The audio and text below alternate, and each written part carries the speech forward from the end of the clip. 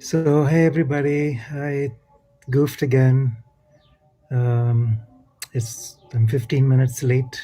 I just totally forgot in the midst of all the other stuff going on here. So I'm sorry. Okay, there's one person in the chat now. I'm just gonna send out a quick message on Facebook telling people I'm still on here. Hold on.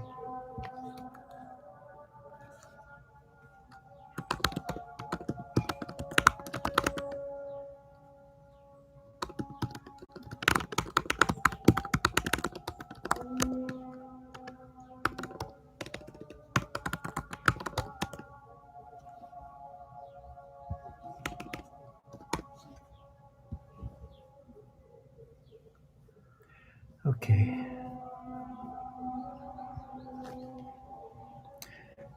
Right. Hey, Carolyn. So, okay. So while people gather, any questions, any experiences people want to share, any reflections on these times? Oh, Carolyn, we cannot stay this morning. All right.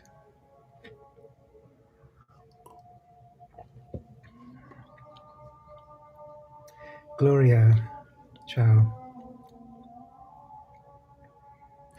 So, one of the reasons I just forgot about all this is I'm looking at this trip that I'll be making to Kashmir next month. So I'm going with a group of people, and we'll be traveling to some of the sacred places in that region. So really looking forward to that. This is Srinagar, and then that includes the grave for Isa, who is known in the East as Jesus. So that's a whole different story. And then we'll also be going to Leh and Ladakh, and so I'm really looking forward to that. So I was just in the midst of all that organization and forgot. So yeah. So any thoughts, any questions, any pressing concerns for today that we can focus on?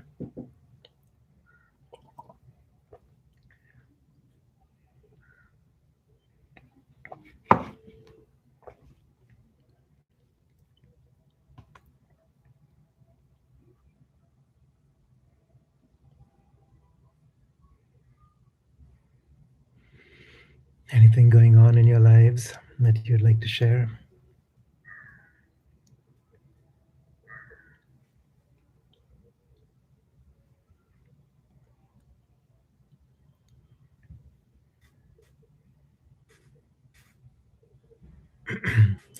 So I just wanted to update you, for those of you who've been watching Age of Pandora podcasts. So we were doing this Tuesday evenings Mountain Time, which is early morning European time, and that's on hold.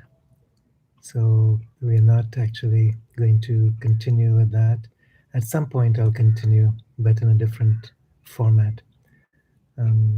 May not be on YouTube. So looking at a censorship-free platform. So as soon as that gets set up, I'll start again and let people know. So sorry for the break, and I'll probably be taking a break myself anyway for these trips. So Carolyn, you're asking how can you travel to Kashmir? So yeah, I was surprised myself, but the person who's organizing it sent me all the information, and the travel agency called and said, yes, I do need to take the PCR tests, which is this jab up your nose, but at least it's not a jab in your veins. So it's not, It's not the mRNA stuff. So it's intrusive enough, but I'll deal with that. Um, so there's no vaccine requirements for travel in India, and I hope there never will be.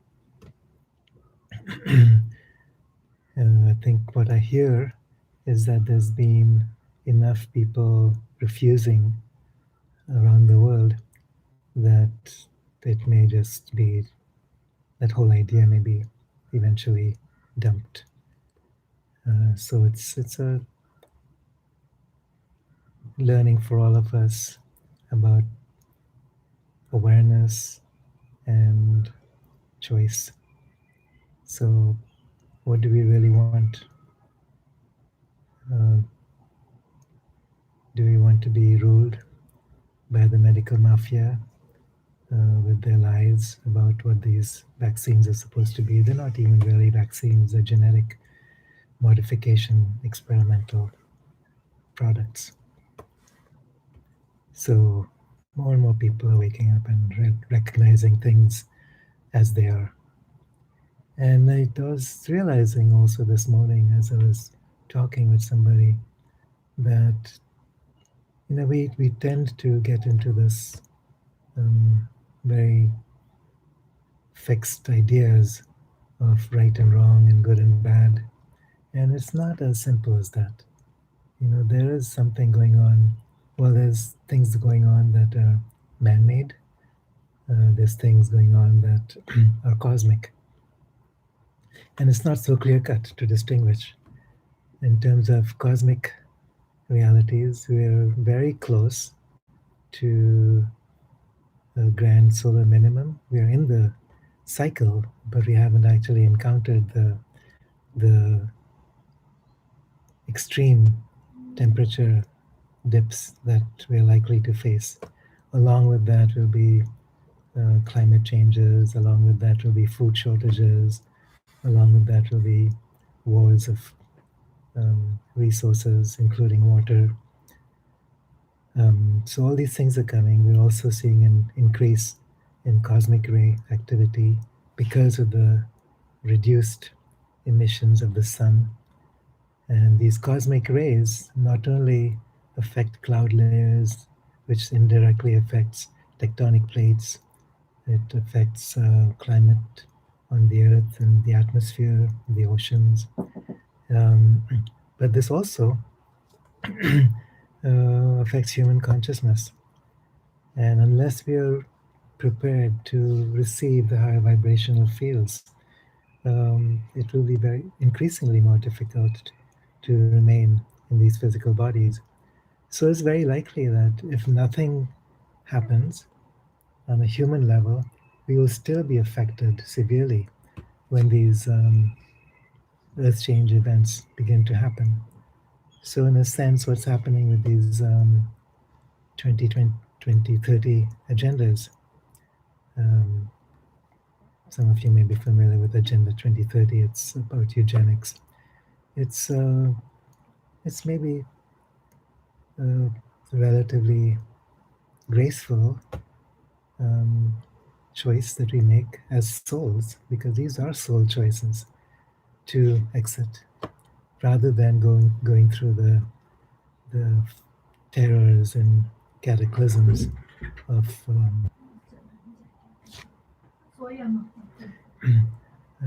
these earth change phenomenon. So that's just a thought I had, and for what it's worth,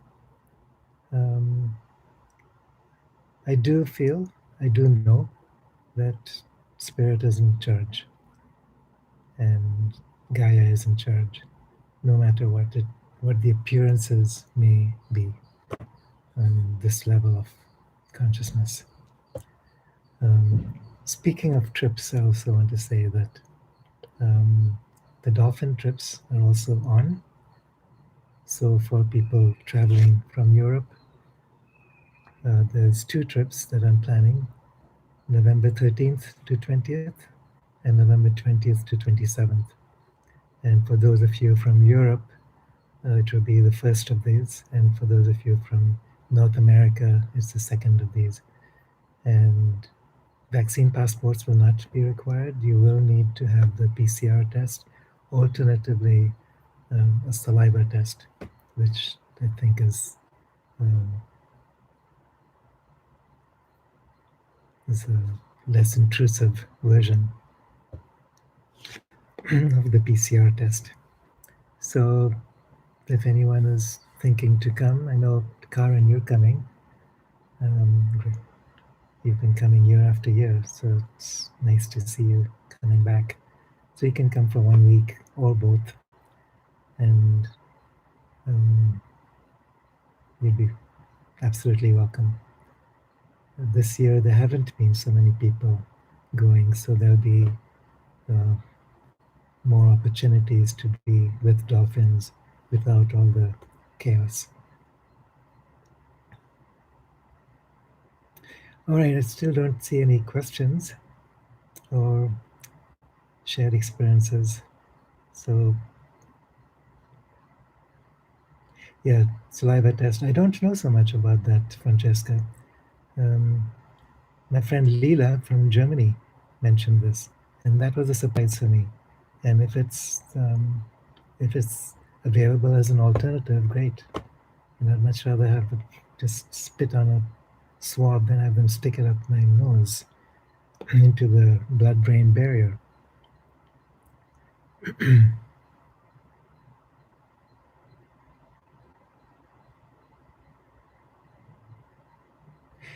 So, this trip to Kashmir, it will be about visiting there's 7 sacred centers, power centers, that we'll be traveling to and doing meditations along the way. So I'm looking forward to that.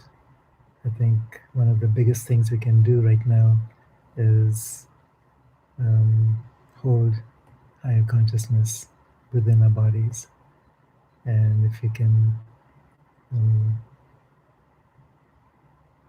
do this wherever we can, with as many people as we can, with as focused an intention as possible, we can certainly help in this great awakening and help mitigate some of the less desirable outcomes. So maybe we could do that as our meditation for today.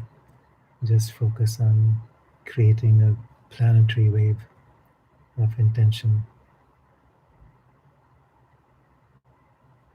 Yeah, Rena, I don't know if it's officially, I don't know anything about this other than what Leela said. If any of you are willing to research this, let me know.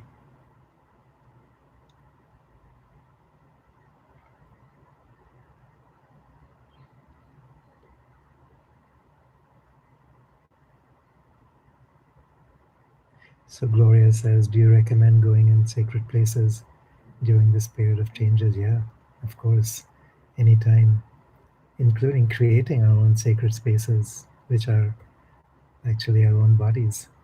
So if we can train our bodies or purify our bodies so we can carry the light, the unified light, as deeply as possible, then we become an acupuncture needle through which cosmic energies can flow and Gaia's energies can communicate on a cosmic level. And there are many, many beings who are here, galactic beings who are here to support this. So in doing so, we're also linking up with them. We're joining forces and intention with them. And to me, Gaia is all of this. It's all species on this planet, visible and invisible, surface and deep, up in the atmosphere, across the galaxies, all through our solar system. We're all connected because Gaia is not an isolated planet. When we look at the universe from a higher dimensional perspective, nothing is isolated. So Gaia is a manifestation of the Great Mother, who is cosmic in nature. So when you look at Gaia's bodies, her subtle bodies, just like our own subtle bodies, they're not localized to this one planet. Our subtle bodies are not localized in this one body. So why should Gaia's be?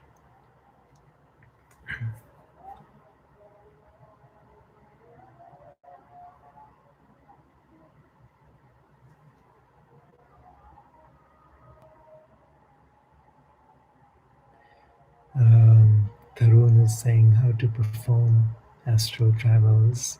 Okay, let me get back to that. Francesca went to an electronics store yesterday and they wanted a safe pass. I had a letter from my doctor saying that I could do any of that stuff. Couldn't. Oh, it's just getting more and more despotic. I haven't been physically able to go, so I've been leading group meditations where we do energetic work for Gaia and help clear various ley lines. My guides lead us to clear. Yeah, and then Francesca continues, I was able to get in, but I felt weird vibrations in my body and very uncomfortable. I had slipped out of my usual higher state, it seemed. You know, what I'm recognizing is that when we are holding a really clear, high, and unified space, we are not so affected by the hucha. Um, if there's something in us that still needs to be purified, then that will show up. It will rise to the surface so we can take a look at it, even on a physical cellular level.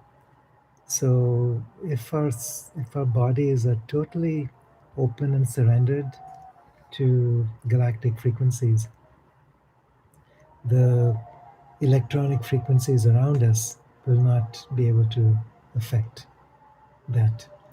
I mean, yes, this is not um, probably very easy to achieve, um, but until then, we have to deal with it. So there are protective devices, um, different kinds of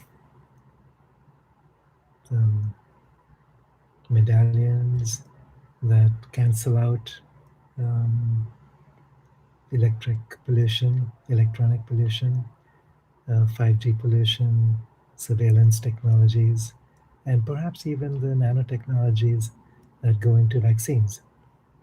I know that a lot of people have talked about protein spikes being transferred from people who've been vaccinated to people who have not. And again, this is also very concerning for those of us who've chosen not to be vaccinated. It's like, who harms who? And depending on the narrative that you believe in, um, you know, there's no way out. Someone's always harming someone. It's part of the dualistic structure. And yet, perhaps we can rise over and above all this by simply attuning to these very, very refined galactic frequencies, which can cancel and mitigate some of the controlling frequencies that we're um, bombarded with. So, yes, we do need to be raising a vibration, and part of it is just mm, being in love, not being in fear, being in surrender, holding a bigger perspective, purifying our bodies physically, energetically, and spiritually, and trusting that wherever we go, whatever is going on, we're where we're supposed to be. Um, Even to the point that if you're not supposed to be here on this earth for the remaining of this cycle, we'll still be in a place where we are supposed to be, and we'll be back in the right moment to participate in this awakening. So Gaia has time for us. She's much more patient than we are sometimes. Not sometimes. She is much more patient than we are.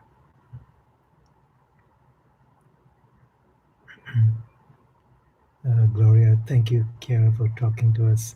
Last week's energy was very strong. I'm glad. I found it difficult to do normal everyday routines. And this is part of tuning to these galactic frequencies or the frequencies of the self, primordial consciousness. It's like it's going to um, purify the nerves, the nadis, the meridians in the etheric body. And this has an effect on the physical body, obviously. So you'll feel energetic, you'll feel powerfully, and you'll feel energy is pouring through, and at the same time you'll feel resistance. So as light energies pour through, it will bring up whatever resistance is holding back the light.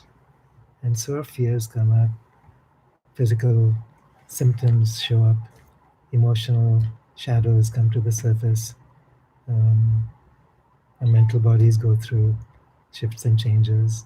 It's like the rational level of the mind starts disconnecting so that higher levels of the mind can come through.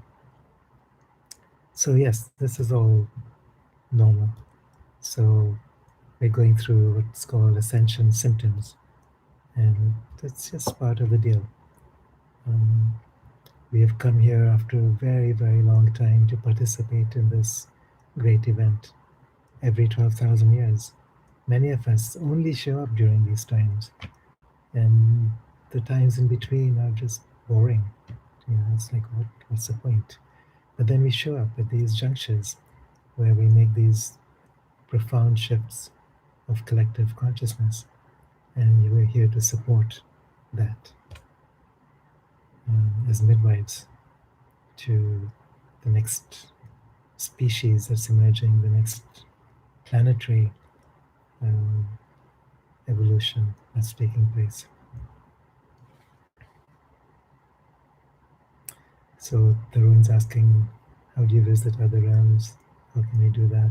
We had asked earlier about astral travels. So yeah, so who travels astrally? So you, as a physical consciousness, as a mental consciousness, work through the physical and subtle bodies. Your senses are attuned to the physical world. You're traveling in the physical dimension of space and the linear dimension of time. And so you have certain levels of reality that you experience. So you're traveling, by airplane or by train or by foot, and you have experiences along the way. You see things in certain wavelengths, certain colors, certain bandwidths. Um, the astral body has a completely different bandwidth. So you have different experiences, you have different experience of time and space, different realities show up. Your ability to move between worlds is different from what it is here. You can travel instantaneously at the speed of mind, at the speed of intention. You can create instantaneously, manifest things very easily. Um, so the astral worlds are much more colorful, verified. They're very beautiful to experience. So when we're in between bodies, these are the worlds we inhabit. So at first, when someone dies or the physical body dies, there's a time that you're disconnected from both worlds. You're in this no man's land, going through this tunnel of darkness, and then there's a light at the other end which pulls you. You meet with other beings who then introduce you to this new landscape. You begin to discover what it means to be in this other world, which is actually your home world. This world here is alien. It's much more difficult and dangerous in terms of being fully present with ourselves, in terms of recognizing and remembering who we are. And it's the same thing when we're in our astral bodies. Um, our senses are much more wide open. The bandwidths are much more profound. And from the physical consciousness, it may take a little while to practice entering into these astral worlds. When you're in dream states, or when you're in out of body states, or when you've left the physical body to journey onwards, you're very much more connected. Well, you're working basically as an astral body, as an astral consciousness.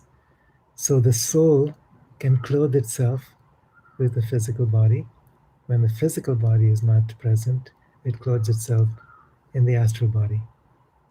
The realm of the soul is also known as the causal body. So, the soul is still a created substance. It's not infinite consciousness, but infinite consciousness permeates all these aspects of being.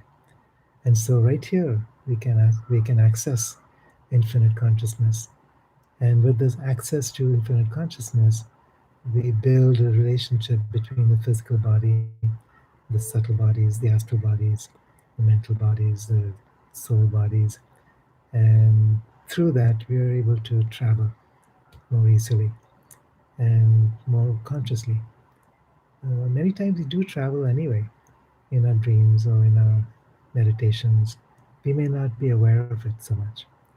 But if we choose to be aware and conscious of these journeys, we can train ourselves to do so. And there's a variety of means.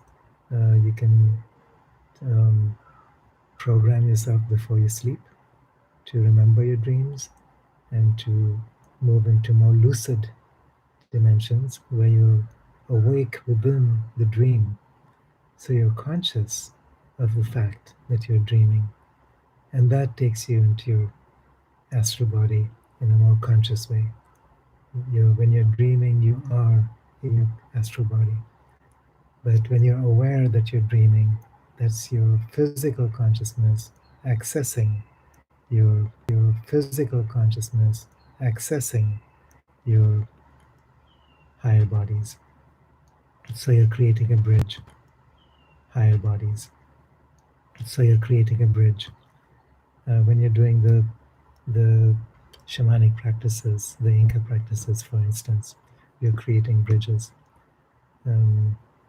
So then what happens is that you're intending something, and that intention creates its own.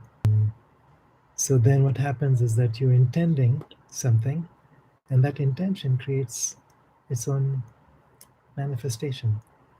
So it doesn't mean manifestation. So it doesn't mean you necessarily have to put a whole lot of effort into something in order to manifest it. You're creating an intention from a multi-dimensional perspective. You're joining these different worlds and dimensions, different aspects of yourself together. And then you're creating this intention, which then takes you out. And then you're creating this intention, which then takes you out into deeper manifestation.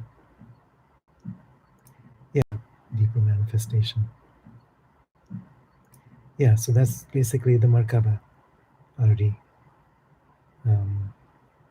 So the Merkaba is, well, I like to joke about this. When you're on the physical dimension, you use your car. When you're on the multi-dimensional worlds, you're using your Merkaba. So, it's a stupid joke. So, but the Merkaba is the geometry that links up all these different bodies, all these different dimensions. And the more refined your Merkaba, the more spontaneous your ability to access these higher dimensions. So let's do a little meditation with the Merkaba.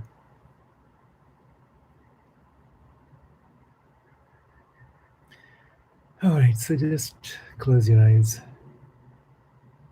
Become aware of your physical body. And become aware of how you're experiencing physical realities through your physical senses. So whether your eyes are open or closed, there's a visual range that's open to you. It has a range. There's the red to violet frequencies and every color in between. There's a range of sound, 20 to 20,000 cycles per second. Fragrance is a range. The ability to feel with your skin, with your hands. What do you feel? How do you sense? Your ability to perceive through your mind is a sense. What level of consciousness are you able to perceive at this point? Remember that the rational level of the mind is only one slice of mind. There's layers beyond that and below that where you perceive very differently, where information coming in is very different. So become aware in this moment of your physical consciousness, your physical senses, your physical breath, your physical body.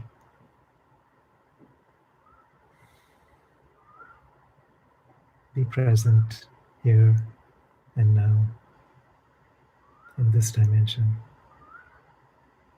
Because this dimension is always the gate into the upper worlds, into the lower worlds.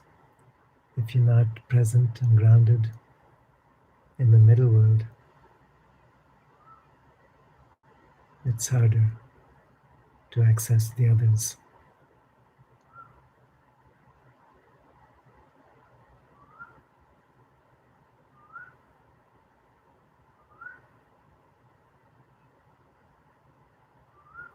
And now become aware of the bubble.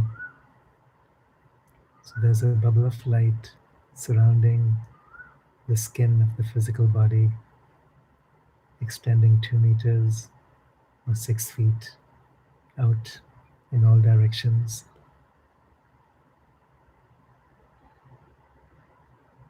And this is the boundary of the middle world. So your lower mental, emotional bodies are held within this field. The etheric body and the physical body interpenetrate each other and in turn hold the mental and emotional bodies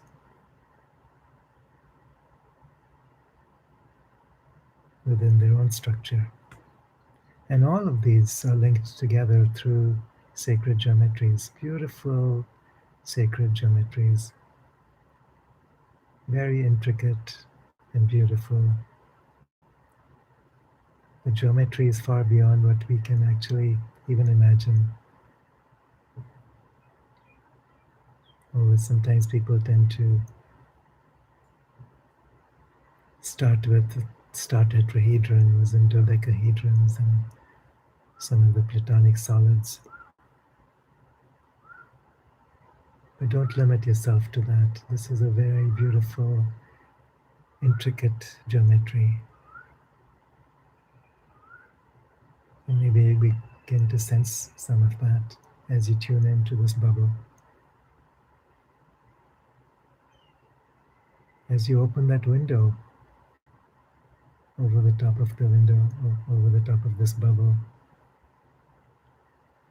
you're opening to electrical frequencies extending far out into the universe, pouring in through these 4 bodies and down into the earth.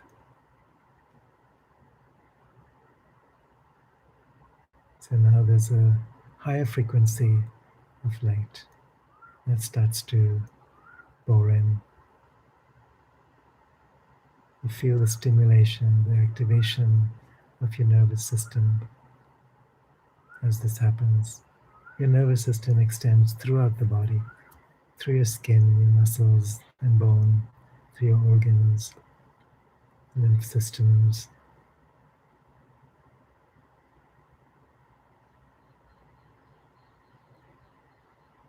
Beyond the physical nervous system, there's the etheric nervous system, through which Kundalini energies flow, through which the chi flows in a constant cycle.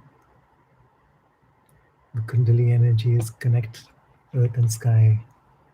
They are the vehicles for the dynamic forces of the universe, magnetic and electrical, their interaction. So as the electrical energies continue to flow downwards, there's a response from the earth,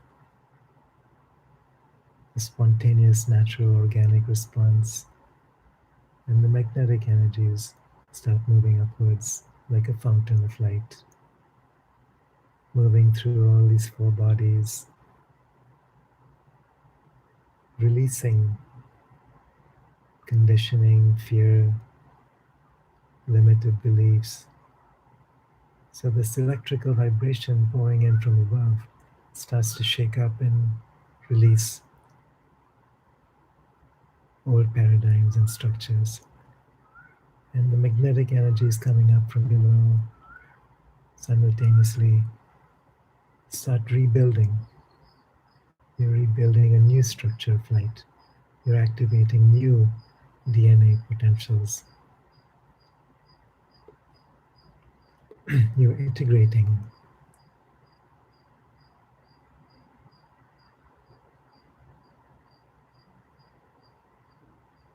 these higher energies into your nervous system. So your body can hold this more comfortably.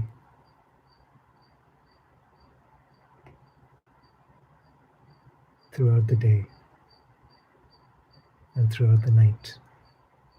This then becomes your access to the astral worlds, to higher dimensions. This is where you begin to communicate with other entities from the upper worlds, the lower worlds. So when we're talking about the upper worlds, we're talking about angelic beings, ascended masters, galactic families, orders of magnitude that we can't even imagine. When we're talking about the lower worlds, we're talking about the spirits of nature, elemental beings, nature spirits, elves, fairies, dragons.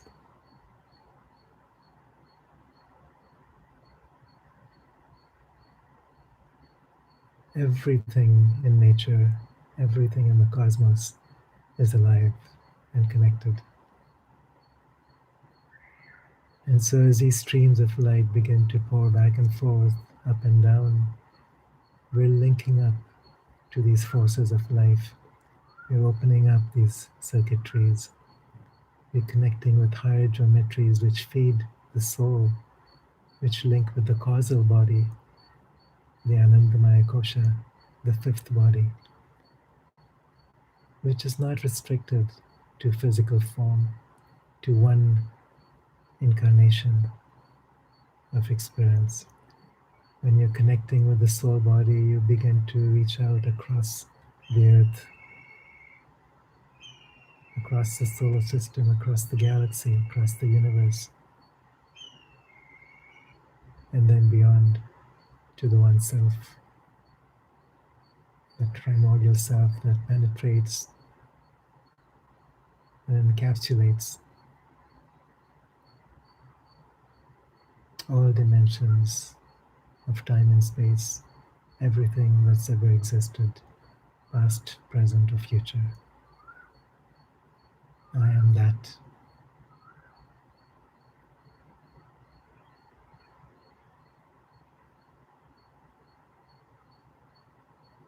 And so, as you encounter yourself as soul presence,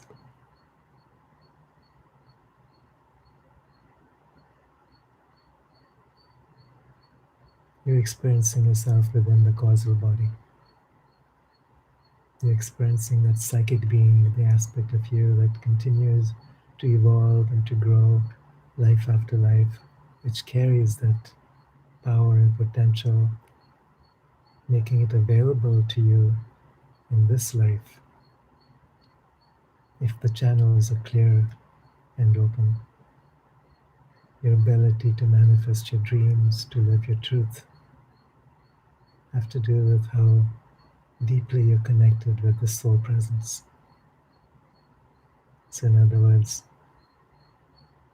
how these different layers of being are connected with each other. The physical, the etheric, the emotional, the mental, and the causal bodies.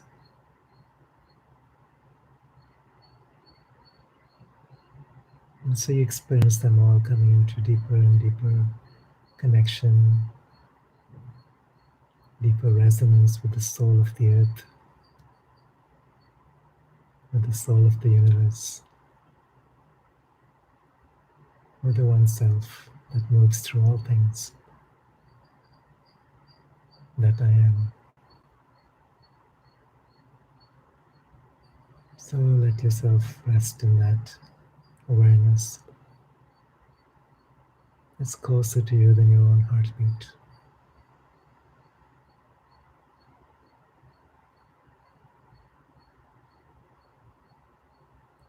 We create veils from this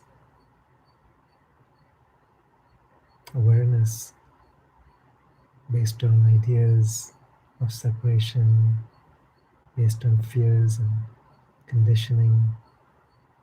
But those barriers are just illusion.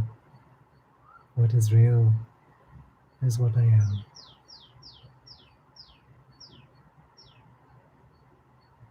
And what I am is infinite consciousness, pervading all time, all space.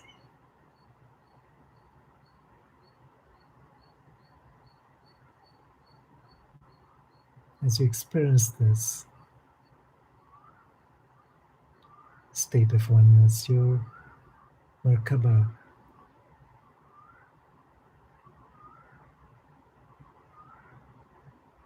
begins to link up, not just through your personal space connecting with your human soul, but also across the boundaries of this earth, connecting with the Merkaba of our planet.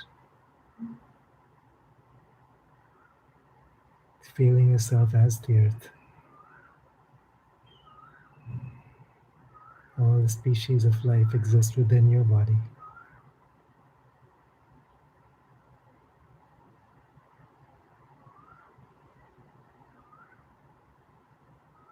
Experiencing this vast intelligence far beyond the borders of the rational mind.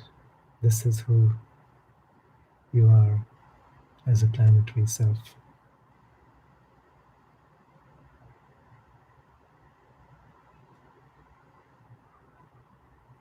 And the intentions that we hold now have the ability to make a difference in the collective consciousness of this earth, of humanity. So we each bring our own intention for beauty, for joy, for harmony, for clarity, for truth, for awakening.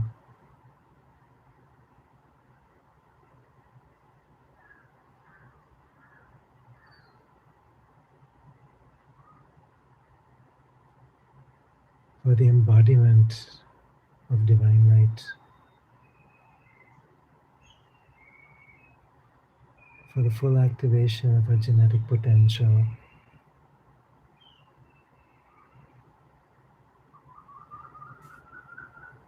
that Gaia's evolutionary plan may be fulfilled. The next stage of Gaia. What does that mean? How can we support her? We keep on asking and taking and wanting for ourselves, for the personal self. What can we give? What can we give back?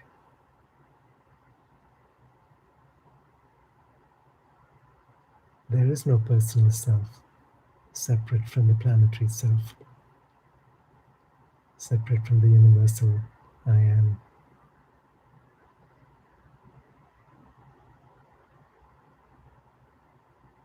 And when we focus our attention on service, on being available, on surrendering to divine flow, then we become useful in this plan. We become midwives to a new creation. Then we're living in what the Incas call Aini,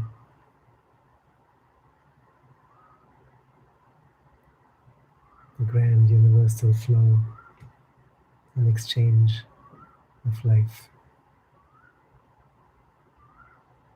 where the whole universe can flow through us and create through us. And we're no longer identified as these tiny individual separate beings,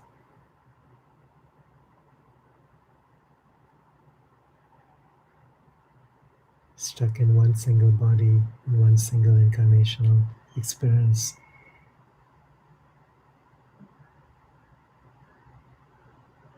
Now we have become the cycles of life itself.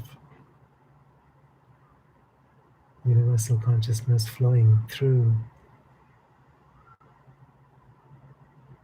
a set of bodies, fixed in time and space, identified as human.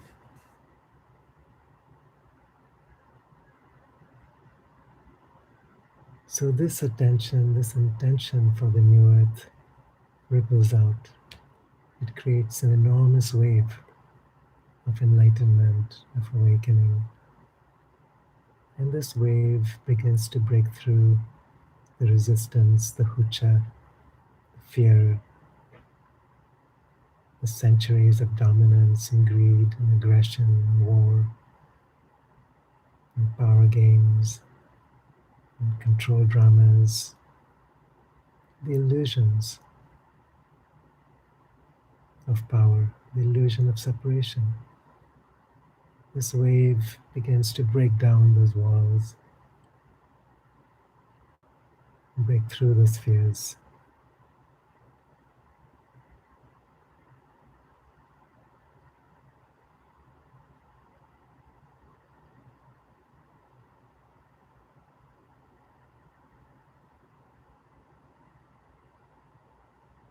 We invoke the presence of Mother Kali, Mother Saraswati, Mother Lakshmi, Maheshwari, the four faces of the Great Mother. One is a creator, one provides beauty, one creates structure and form, and one destroys in order to rebuild. There's an intelligence within Gaia which knows exactly what is needed and when and how. And we simply surrender to this now as we allow the Great Mother to move through us, to create through us, to speak through us, to build through us.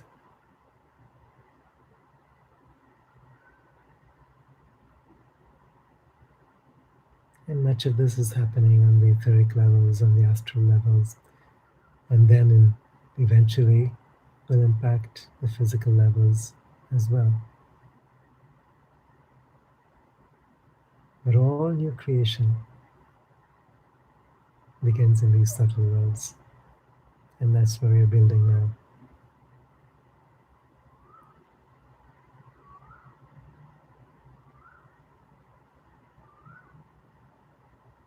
Feel these waves passing through your bodies, through your etheric systems. Feel the Kundalini energies oscillating back and forth.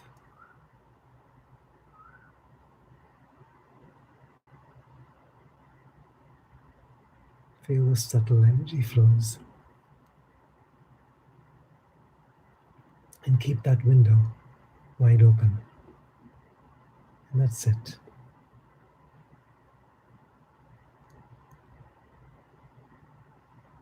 And everything else is up to the Cosmic Mother as she uses these bodies, physical, etheric, emotional, and mental, even the causal body, for her grand purpose. And she is not separate from us either. So notice the aspect of yourself that is the Great Mother, that is Cosmic Creator, that is infinite design, that is primordial consciousness.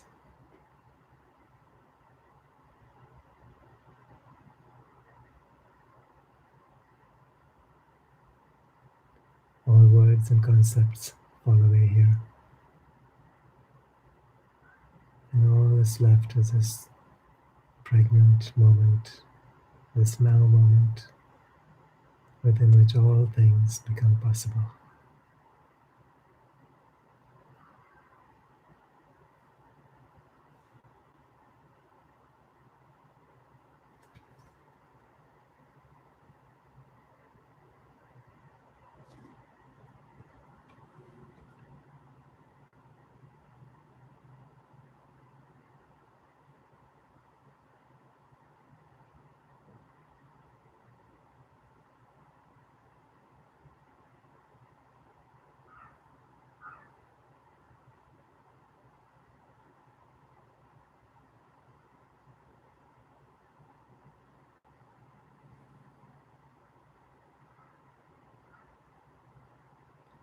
I am the destroyer of worlds, and I am the creator of worlds. What is it that I destroy, and what is it that I create?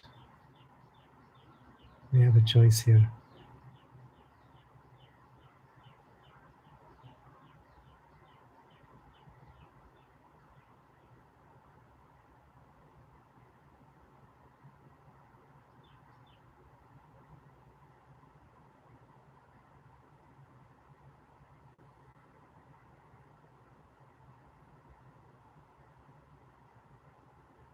And these choices do not come from the mental level of consciousness, they come from supramental levels of the mind.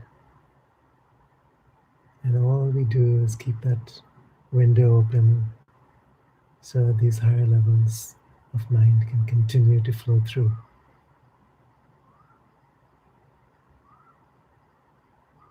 Doesn't need to be much effort, doesn't need to be mental thought.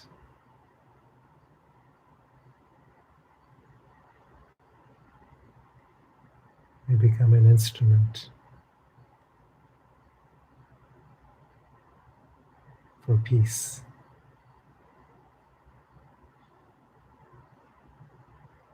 for beauty, for rebirth.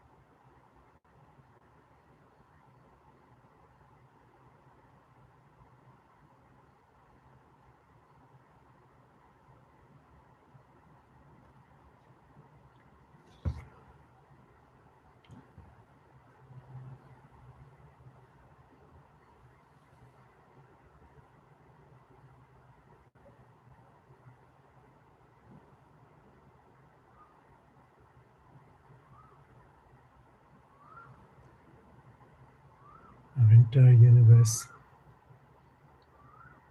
is a single living entity.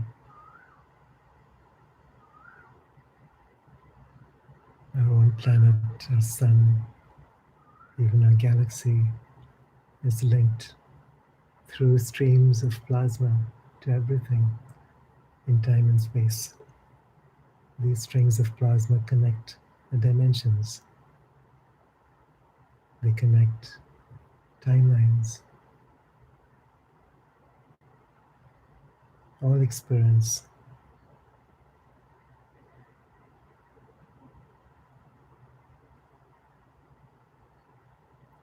coexists through these filaments of plasma.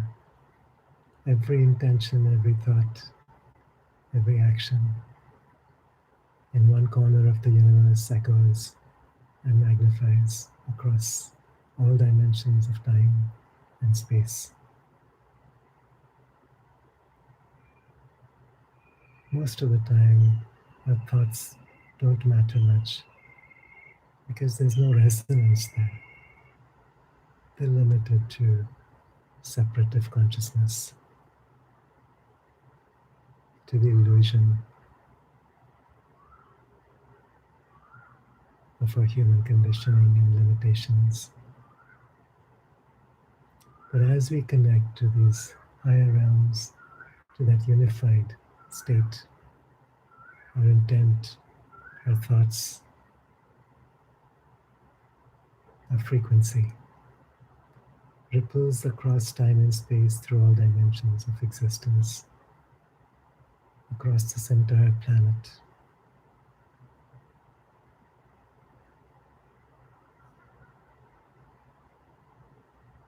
Affecting all timelines, all species, all dimensions. We're connecting now with the heart of Gaia herself. This is what we're meant to be doing all along. This is why Gaia creates us, gives us life, and continues to nurture us despite all the traumas that we have created with our beliefs in separation.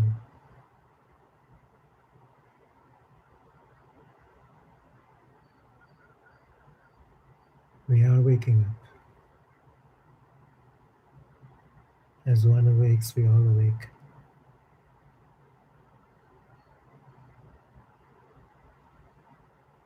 Awake from state to state, from realm to realm, from dimension to dimension.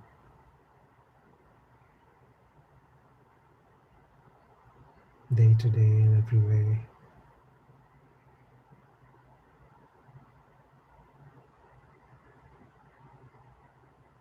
An awakening means simply to remember who you are.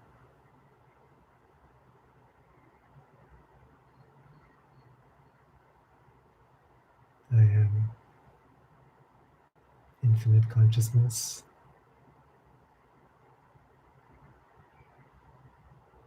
holding the power of creation.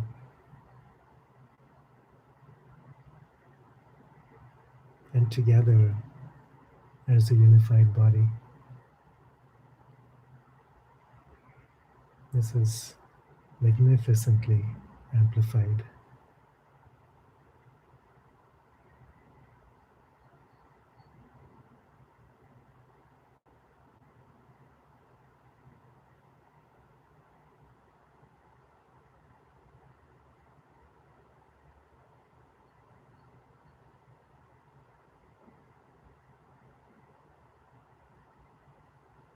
So affirm your identity at all these different levels.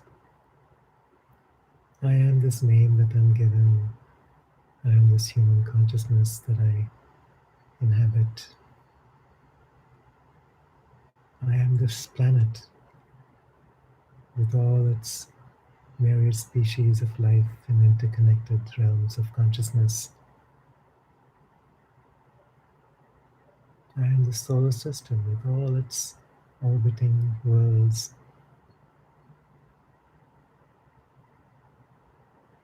and this entire galaxy, billions and billions of suns traveling together around a central star. And these intergalactic clusters spanning enormous distances in time and space.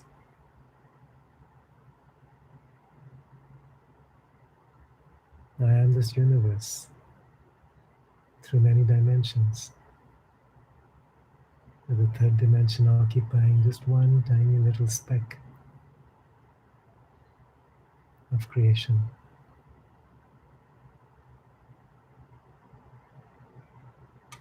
With physical matter occupying just one tiny fragment of matter that spans through plasma streams across the universe.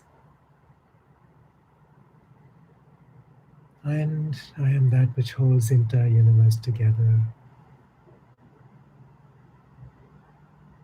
beyond time, beyond space, beyond this veil of Maya, which is simply a projection of my own creative playfulness.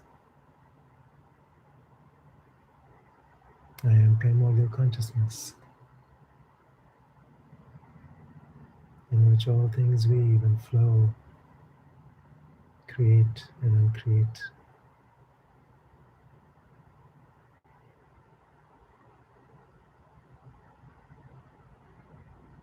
I am all of that. I am.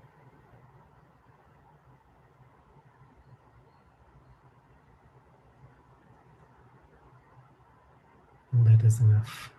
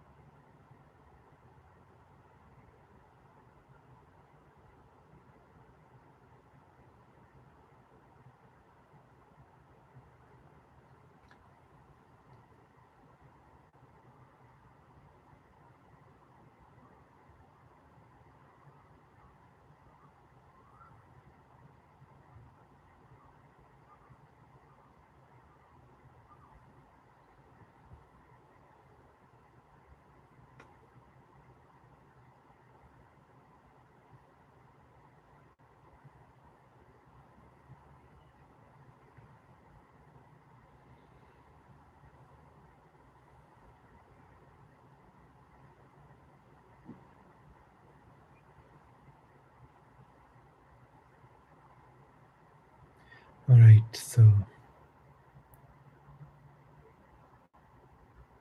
remain in this unified state as long as you wish. And I'll see you next week. Francesca, you've always done a good job reminding me, so please do so again. Blessings and love.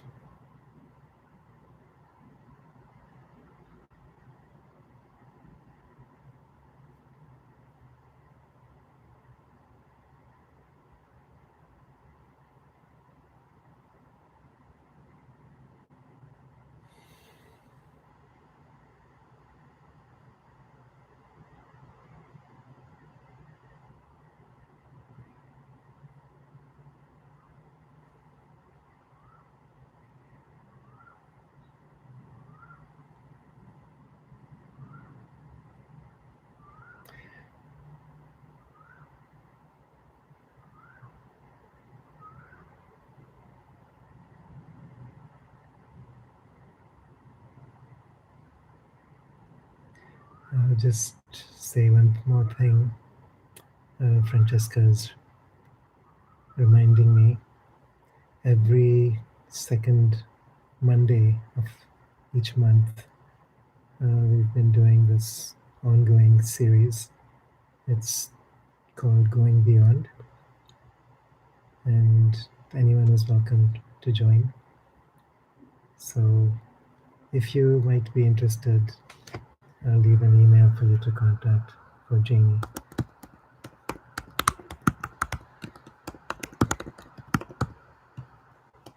And this will be 10 o'clock to 12:30 Central European Time, second Monday. So some of you in this group have been joining me fairly regularly. And I think all of you who've been joining me for these meditations know enough about what I do that you'd be welcome to join these events. At some point, I'll start another cycle of webinars. I don't know when yet. I'm just giving myself time right now to